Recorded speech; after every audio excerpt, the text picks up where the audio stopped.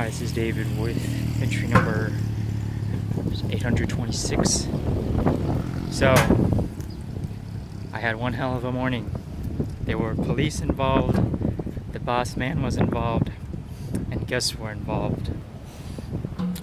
First, I gotta say that Singapore police are very thorough and very courteous. Actually surprised me how kind and kind of level-headed they remained. So basically, I'll run down exactly what happened. I got up this morning pretty early, and I did my normal thing, and the couple of the guests that wanted to extend from Argentina, they were from Argentina, guests who wanted to extend, they extended last night, and I should have, in retrospect, I could have avoided this whole debacle if I just would have forced them to pay me last night, but instead I said you could pay in the morning, this morning, and so I got up early, and I had told them the previous night that if you don't want to pay me now, I might have to wake you up early before I leave to go to just to go outside, and they said that was fine. They both said that was fine, and when I got up this morning, I waited for a while, and I went back in around 7, and I saw one was up, and so I just walked over to him and just said, "Oh, can you pay now? Is it okay?" And then he kind of like was very short with me and gave me a very quick like, "Hey, I just woke up," and yelled at me a little bit with everyone still sleeping. And so that was not a good way to start things. He said, "Oh, I'll just have my friend pay you." And so after that, I waited for another couple hours and saw that the friend wasn't getting up. And at this point, I just said, I don't want to cause any more waves here. I'll just wait a little more longer, and I'll wait for this guy to wake up. So I woke him up at around 9:30. Told him I need to have the money. Then he paid me, and then around 9:40 is when the things really escalated. And they asked me. They both came over and asked if they could leave their bags in the hostel. And normally it's something that we do, but in this case they were very belligerent the entire time, and I just didn't trust their attitudes. They had also been drinking heavily every night and smoking, and they were making the whole place stink with cigarette smoke.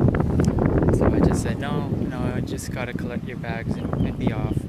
And they, for some reason, did not take that very well, and doubled down, tripled down, quadrupled down, and essentially started yelling at me and berating me at the fact they just got so upset they couldn't leave their bags, and they started yelling. And I called Mike and just said, or I texted Mike and I said, these guys are disturbing other people and they're being loud and very disrespectful. I asked them, they can stay until 11, but they can't leave their bags here, right? And he said, "Oh yeah, that's right." And then at that point also, they just kind of escalated things again to the point where they just kept, one of them, this kind of older one with gray hair, just kept being very snide and passive aggressive. And he would come in really close and try and be like a little like, he acted like a con man. He would come in very close and try and explain himself in a very calm manner. And then he would, the second I said no, he would start being very aggressive. And it was a very strange thing to be a part of. The other one, the smaller one that had been there for an extra day, was a little bit nicer about things, but also began to get very aggressive with me. And they both were like very close to my face, and I didn't want to have any physical altercations. So I told Mike about it, and he came. And he said, if you don't leave right now, we're not going to let you stay any longer. You must leave right now. You've disturbed other people. You broke our rules, so you got to go.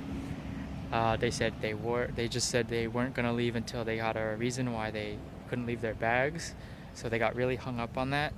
Mike then called the police, well, who he's friends with, like a commissioner or a captain or something. And in about 20 minutes, 4 police officers came and just told them to leave, and they left, thankfully. But they were just complete assholes about everything. Like, they just kept smiling and laughing and just taking their sweet time getting out. And it was just something that was very disturbing and a little bit upsetting. I'm not too upset about it, like emotionally or physically, but it was definitely a very strange thing. And Mike said that in the 4 years or whatever he'd been running the hostel, something like this had never happened, and he never thought it would happen. Like, all the guests are really cool and relaxed and chill people, and you just get these crazy ones who are just like out of nowhere. And it was very weird. Like the older one with the gray hair just was such a manipulator. You could just sense it about him. Like, he was almost like sociopathic in a way that he would come up and try and be like buddy with you, and like say all these nice things and try and play off like this cool character. And then right when you denied him what he wanted, he snapped into this totally different mindset and was just like, he just started saying all these insulting things. And he started swearing at one point, and just right in Mike's face, and was swearing at me and calling me a liar and stuff.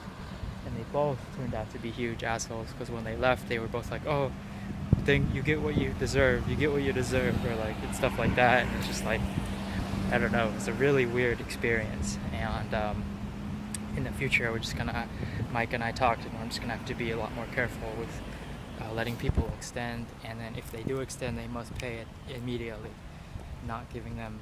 See, the thing is the way I'm positioned at this work is that I'm kind of like the